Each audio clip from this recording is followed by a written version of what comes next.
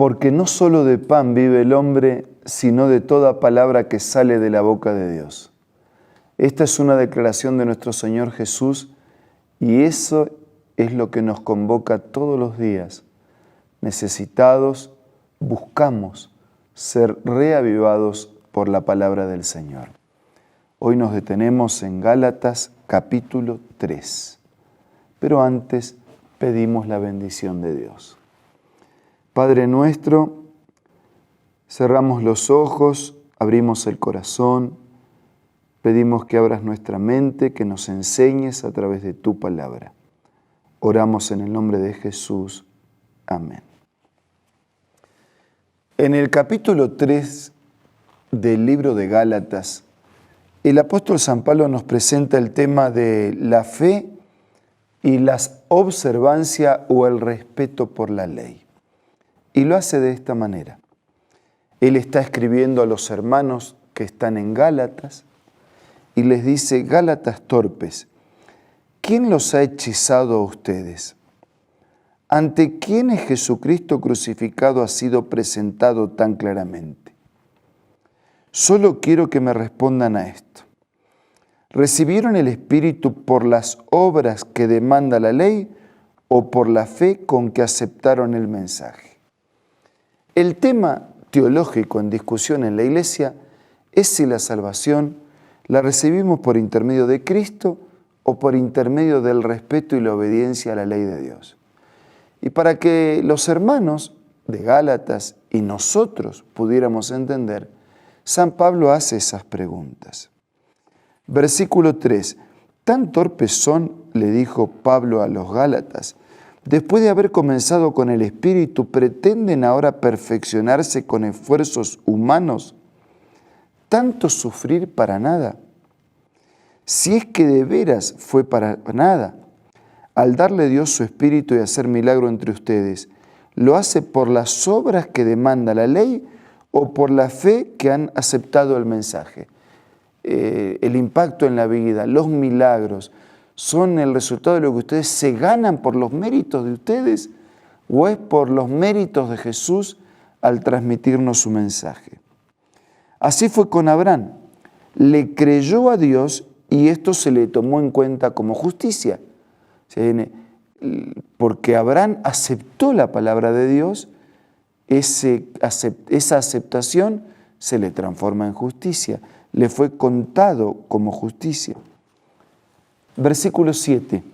Por lo tanto, sepan que los descendientes de Abraham son aquellos que viven por la fe. Ellos querían insistir en el hecho que su vida religiosa se basaba en la obediencia y en el respeto por la ley y que eran descendientes de Abraham. Y Pablo le dice, pero es que Abraham también se salvó por creer. Así que si eres descendiente de Abraham, tu vida también tiene que iniciarse en un vínculo de fe con Dios. Versículo 8. En efecto, la Escritura, habiendo previsto que Dios justificaba por la fe a las naciones, anunció de antemano el Evangelio a Abraham: por medio de ti serán bendecidas todas las naciones. Así que los que viven por la fe son bendecidos juntos con Abraham, el hombre de la fe. Así que si eres descendiente de Abraham, Abraham también vivió por fe y viviendo por fe recibimos la misma bendición que él recibió. Todos los que viven por las obras que demanda la ley están bajo maldición. ¿Sí? Los que pretenden que pueden salvarse por la obediencia a la ley están bajo maldición. No hay cómo alcanzar la salvación por nuestros méritos o por nuestra obediencia. Porque está escrito: maldito sea quien no practique fielmente todo lo que está escrito en el libro de la ley. Ahora bien, es evidente que por la ley nadie es justificado delante de Dios, porque el justo vivirá por la fe. Ese fue el pasaje del Antiguo Testamento que incluso inspiró a Lutero en su movimiento y en su nueva visión de lo religioso y del impacto de Cristo y la salvación en la gracia, en los méritos que recibimos a través de la fe, en los méritos del Señor. La ley no se basa en la fe, por el contrario, quien practique estas cosas vivirá por ellas. Cristo nos rescató de la maldición de la ley al hacerse maldición por nosotros, pues está escrito, maldito es todo el que es colgado de un madero. O sea, la ley me muestra que estoy en pecado y el pecado me condena y soy maldito por la condenación del pecado, por la condenación de la ley. Pero entonces Cristo viene y Él muere en un madero, colgado en una cruz, para salvarme de la condenación y de la maldición del pecado. Así sucedió para que por medio de Cristo Jesús, la bendición prometida a Abraham llegara a las naciones y para que por la fe recibiéramos el Espíritu según la promesa. La salvación es por fe, es por gracia, es un regalo, es basada exclusivamente en los méritos del Señor. Yo no la merezco, no la puedo ganar. Pero ahora que la recibo como regalo, la pregunta es, ¿cómo vivo? Versículo 15. Hermanos, voy a poner un ejemplo. Aún en el caso de un pacto humano, nadie puede anularlo ni añadirle nada una vez que ha sido ratificado. Ahora bien, las promesas se le hicieron a Abraham y a su descendencia. La Escritura no dice y a los descendientes como refiriéndose a muchos, sino y a tu descendencia, dando a entender uno solo que es Cristo. No los descendientes, tu descendencia. Es todos, pero es uno solo, centralizado en Cristo. ¿Quién hace posible nuestra salvación? ¿Cómo hace posible la salvación de Abraham? Salvación que tanto Abraham como nosotros recibimos por intermedio de la fe. Lo que quiero decir es esto. La ley que vino 430 años después no anula el pacto que Dios había ratificado previamente. De haber sido así, quedaría sin efecto la promesa. O sea, la ley no anula, no reemplaza el pacto.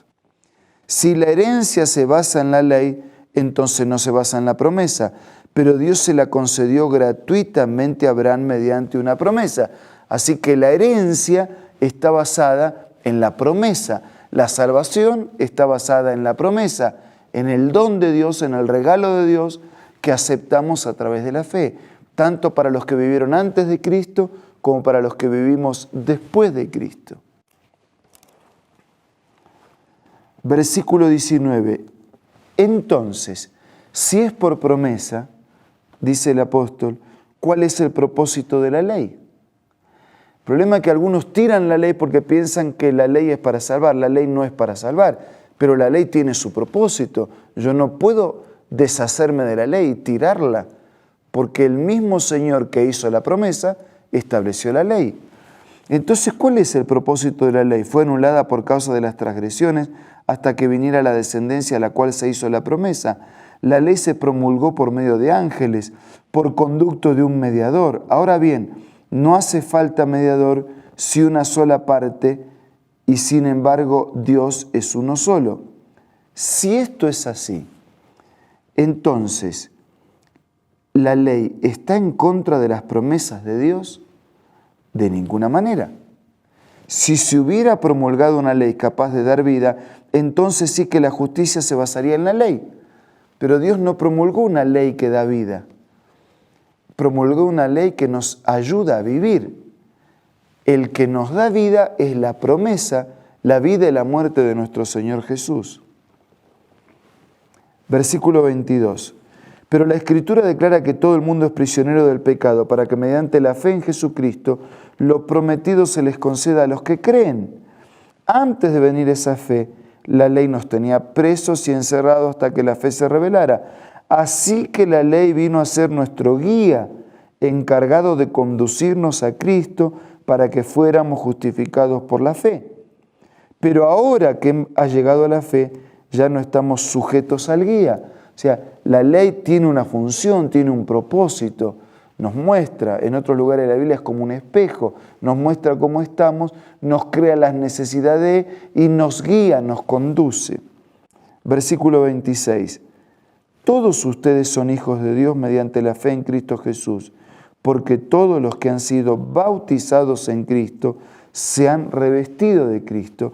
Y entonces ya no hay judío, ni griego, esclavo, ni libre, hombre, ni mujer, sino que todos ustedes son uno solo en Cristo Jesús. Y si ustedes pertenecen a Cristo, son la descendencia de Abraham y por lo tanto son herederos según la promesa.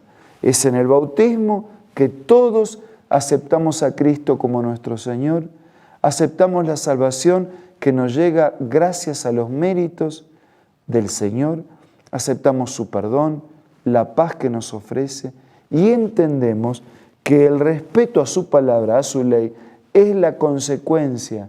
No nos salvamos por lo que hacemos, sino por lo que Cristo hizo.